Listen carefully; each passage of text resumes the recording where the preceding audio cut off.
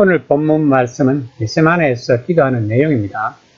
지금까지 예수님은 늘 강하고 지도자다운 모습을 보여주었습니다. 그러나 오늘 본문에서는 예수님은 한없이 연약한 인간의 모습을 보여주고 있습니다. 물론 예수님은 전에도 여러 차례 슬퍼하셨습니다. 자신이 하는 말을 제자들이 이해 못하는 것에 화를 내기도 했습니다. 또한 자신을 공격하는 사람들, 오해하는 사람들, 말도 안 되는 말로 자신을 비난하는 사람들에 대해 화를 내시기도 했습니다. 그러나 기본적으로 예수님은 언제나 강한 분이셨습니다. 예수님을 시험하는 질문 앞에서는 늘 새로운 이야기나 날카로운 짧은 농담으로 상황을 역전시키셨고, 그러니까 하나님 나라에 대한 새로운 비전을 제시하셨습니다. 그러나 오늘 본문에서는 고뇌하는 연약한 인간의 모습 그대로입니다. 이런 예수님의 모습에서 차라리 유대감을 느끼는 것은 무엇일까요? 26장 36에서 37절입니다. 예수께서 제자들과 함께 겟세마네라 하는 곳에 이르러 제자들에게 이르시되 내가 저기 가서 기도할 동안에 너희는 여기서 앉아있으라 하시고 베드로와 세베대의 두 아들을 데리고 가실새 고민하고 슬퍼하사. 겟세마네는 기름을 짜는 털이라는 뜻으로 이곳에 감람나무, 즉 올리브 나무가 많고 올리브 기름을 짜는 털이 많아서 붙여진 이름이라고 합니다.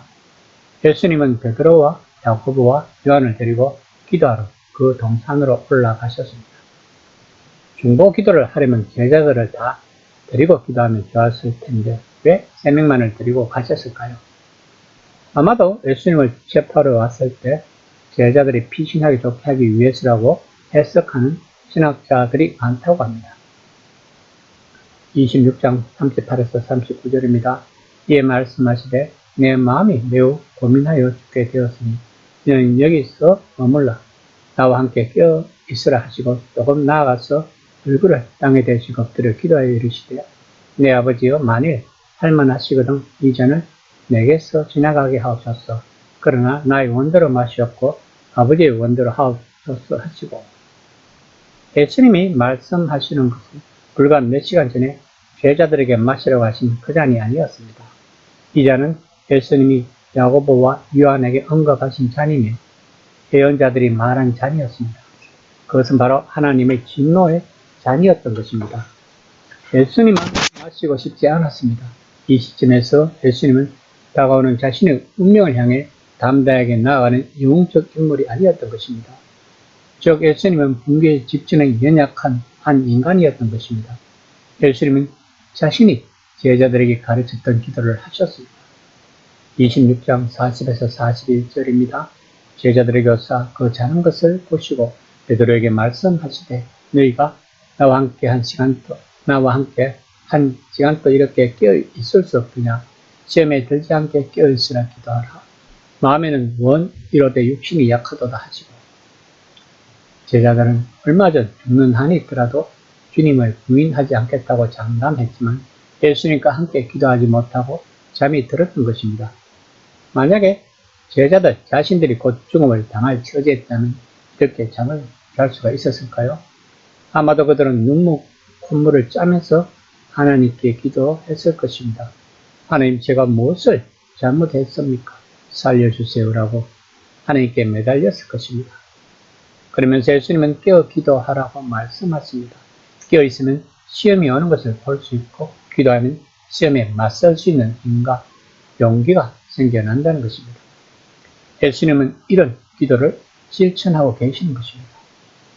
26장 42절입니다. 다시 두 번째 나아가 기도하여 이르시되 내 아버지여 만일 내가 마시지 않고는 이 잔이 내게서 지나갈 수 없거든 아버지의 원대로 되기를 원하나이다 하시고.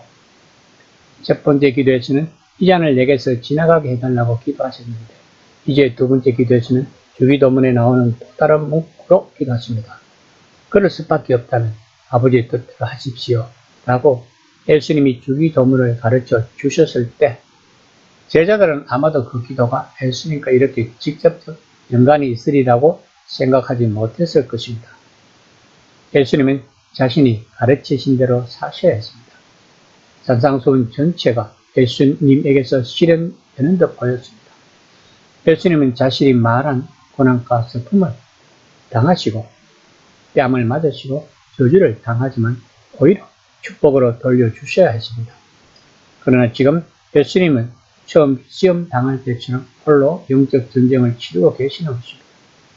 그리고 이 싸움은 예수님이 반드시 이겨내셔야 하는 전쟁인 것입니다. 26장 44에서 45절입니다. 또 그들을 두시고 나아가 세 번째 같은 말씀으로 기도하신 후에 이에 제자들에게서 이르시되 이제는 자고 쉬라. 보라 때가 가까이 왔으니 인자가 죄인의 손에 팔리느니라. 예수님은 세 번씩이나 같은 기도 제목을 가지고 기도하고 있었을 때 제자들은 자고 있었습니다. 그리고 이들은 예수님이 체포되었을 때 다들 은비백선하여 도망하였고 베드로는 예수님을 세 번이나 부인하였습니다. 만약 이들이 잠들지 않고 예수님과 함께 기도했다면 어떤 결과가 나타났을까요? 그러면 제자들 또한 의연하게 예수님과 같이 십자가 지연대에 올랐을까요? 결국 제자들 또한 대부분 순교를 당한다는 것은 우리는 잘 알고 있습니다. 이 모든 것이 하나님의 미리 예정하신 일일까요? 그러면 우리들의 인생사에 있어서 하나님은 예정하고 계시다는 것이 되는 것입니다. 이것을 알아가는 과정이 영성인 것입니다. 즉 신앙의 긴 여정에서 우리가 하나님 나라의 백성이란 정체성을 찾아가는 과정인 것입니다. 우리가 하나님 나라의 백성의 정체성을 찾아가는 과정에서는 많은 고난이 따를 것입니다. 이럴 때 우리가 찾아가야 할 곳은 겟세마네 동산일 것입니다. 그곳에는 우리와 늘 함께 있다고 약속하신 예수님이 계시기 때문입니다. 이 시간 나는 겟세마네 동산에서 기도한 경험이 있는가를 한번 점검해 보는 시간이 되었으면 합니다.